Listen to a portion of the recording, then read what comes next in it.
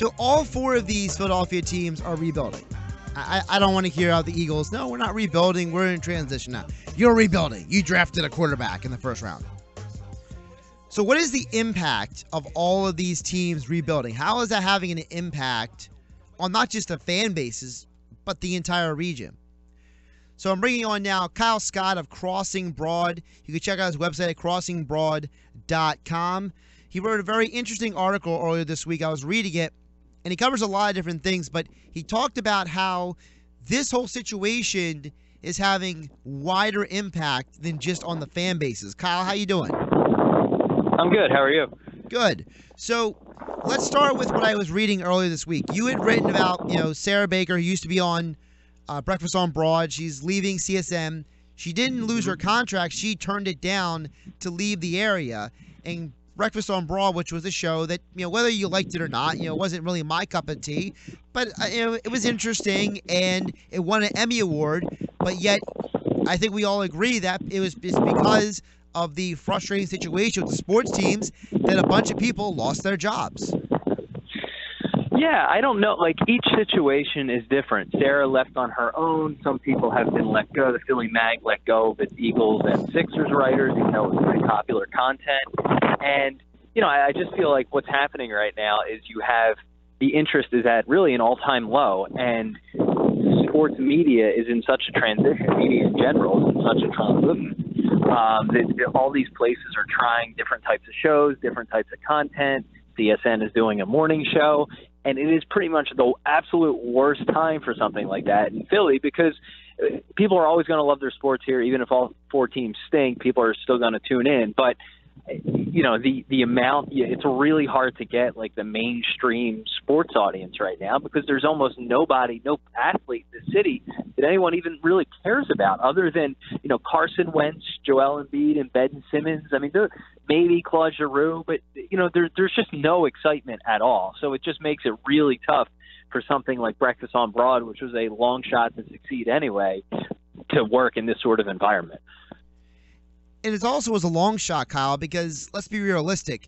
It's not like Comcast has some stellar programming lineup outside of one show, which is PST, which used to be Daily News Live years ago. Outside of that, it's not like it was on a network that had like a gangbuster lineup of programming to support it anyway.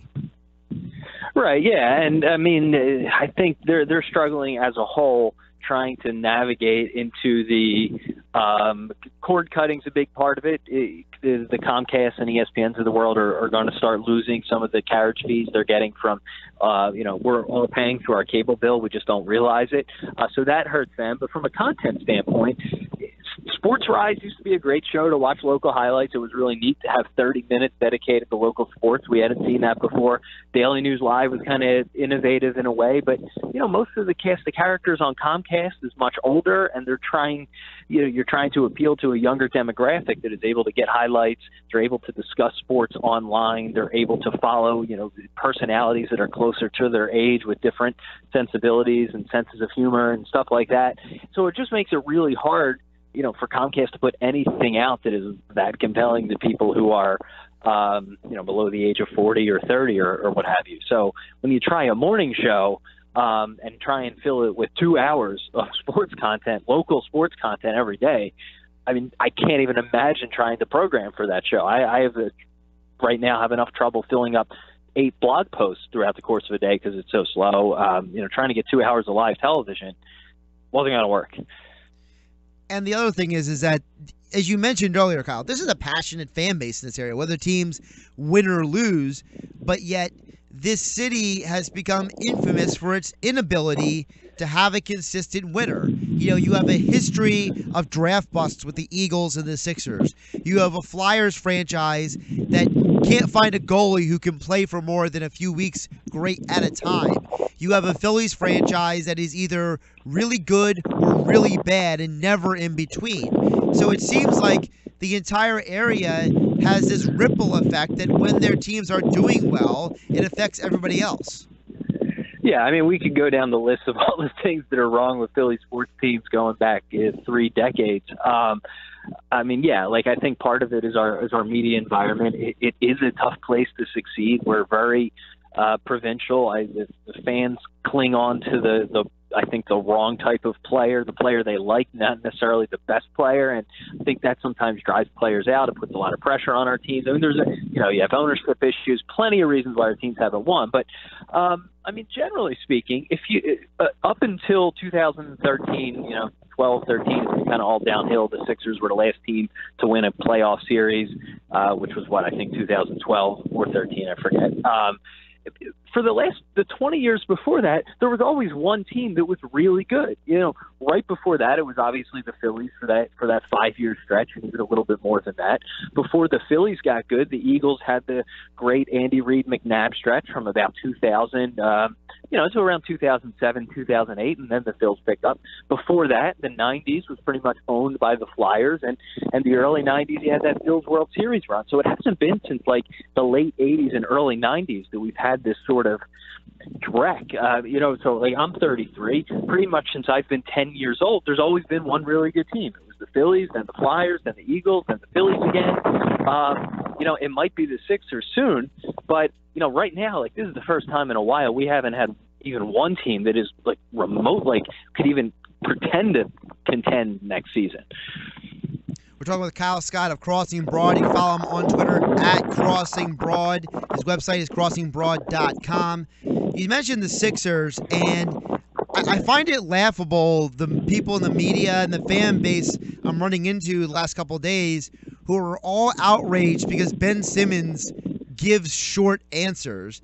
And I keep thinking, isn't it more important if he's a good basketball player than if he's a great interview?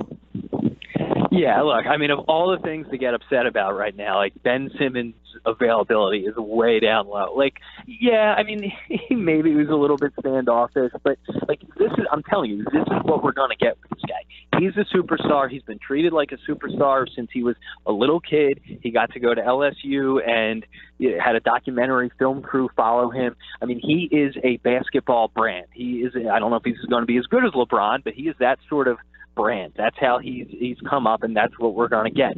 We hate that here in Philly. We do. Like, the fans hate it. I think the younger fans don't have as much of a problem with it, but fans in general hate it. The media absolutely hates it. We already heard that. We're just going to have to accept it. Like, this guy could be really, really good, and we've had really, really good players before that have had a hard time here. I mean, I don't even have to go down the list of names, but, like, of all the things to be upset with right now, everyone loves Embiid, and if he's healthy, he's going to be great. By all accounts, Ben Simmons is going to be very good to great as long as he's healthy. Like, we should just embrace this, and I know I'm terrified that we're going to nitpick the hell out of Ben Simmons and drive him out of this town when he gets the first chance to leave. It's been interesting with the Sixers because it seems like if you go online, that's the team that people are most crazed about. But if you walk out in the street, the team that people want to talk about the most are the Eagles. From your experience with your website, what is of the four sports that seems to generate the most reaction? It's interesting. I mean, right now the Phillies, I can't generate any reaction. You could pretty much generate a reaction with any of the other three teams. The Flyers always have a passionate fan base. The Eagles are just so massive, and football commands such a fan base. But the Sixers right now, I think, are the most interesting and have provided the most consistent content over the last few years, just because what they've been doing is so unique. And this isn't just me. I think it's local media in general. It's really unique. They do have a couple of genuine superstars that are, waiting in the wings, and one of whom showed some flashes this year. So I would probably say the Sixers, but I mean, like, look, football is still the biggest sport. You're always going to be able to get, my biggest traffic days are always going to be days after an Eagles game or whatever. But I think the Sixers are the one team that is poised to really generate like substantial interest. If you get Simmons and Embiid on the court next year, and they have even just like, a middling success, 6, 7, 8 seed playoff type team success, people are going to be head over heels for the Sixers and what is possibly to come. That 06, 07 Phillies vibe that we had, where we could feel the team was getting good and maybe not quite there yet.